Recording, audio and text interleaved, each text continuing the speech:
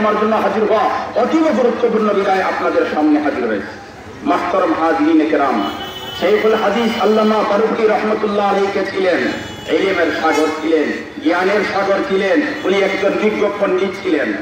ওনার তুলনা বর্তমানে চলা বললেই চলে। আর প্রিন্সিপাল আল্লামা হাবিবুর রহমান, ওনার সম্পর্কে পরিচিতি দেওয়া আমার পক্ষে সম্ভব না, সবার কাছে উনি পরিচিত। তবে একটি কথা, প্রিন্সিপাল আল্লামা হাবিবুর রহমান সাহেব ইন্তেকাল করেছেন, এই দুনিয়া ত্যাগ করে চলে গেছেন। আমরা কি খুশ হয়েছি না আমরা দুঃখিত হয়েছি? আমরা ব্যথিত হয়েছি। কিন্তু কিছু সংখ্যক মানুষ অতীতে আত্মহারা হয়েছে।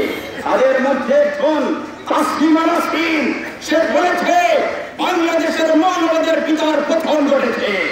এক তাসলিমা নাসরিন, তুমি জেনে রাখো, প্রিন্সিপাল হাবিবুর রহমান যদি এই দুনিয়াতে বেঁচে নাই, তার উত্তর শুনিয়া এই জমিনে বেঁচে আছে।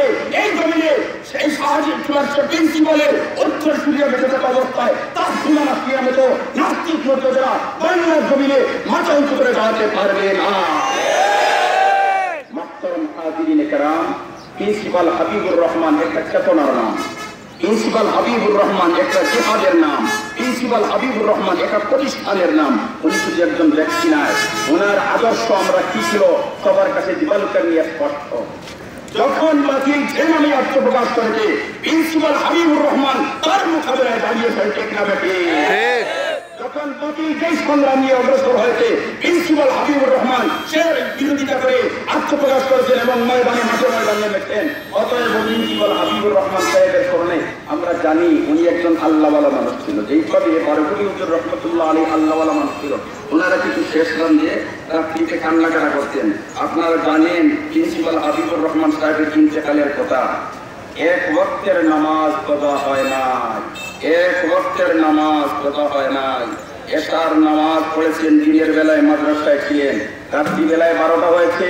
এমন অবস্থায় হঠাৎ করে ওনার মাথার মধ্যে একটু অসুবিধা করতেছে। ওনার ছেলেদেরকে বলছেন, উনি বাথরুমে ঢুকে অজু করছেন। ওনার অভ্যাস ছিল রাত্রি বেলায় ঘুমানোর আগে অজু অবস্থায় উনি ঘুমাতেন। ঘুমানো যাওয়ার সময় অজু দেখে কোনো ঘুমাইতেন না। এমন অবস্থায় অজু সারিয়া যখন নিজের বিছনায় চলে আসছেন, ছেলেদেরকে সাথে নিয়ে বিছনায় আসার পরে বলছেন, আসসালামু আলাইকুম ওয়া রাহমাতুল্লাহ, আসসালামু আলাইকুম ওয়া রাহমাতুল্লাহ। সাথে সাথে উনি পড়ে গেছেন, দুনিয়া থেকে বিদায় হয়ে গেছে। মান আহাব্বা লিকা আল্লাহ আহাব্বাল্লাহু লিকাহ। একবার জুড়ে বলেন আল্লাহু আকবার।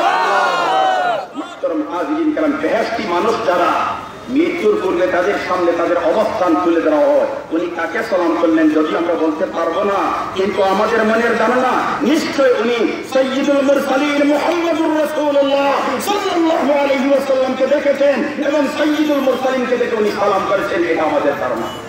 এরপরে যেহেতু উনি কোনো বক্তব্য রাখতে পারেন নাই, মাহতারাম হাজিরিন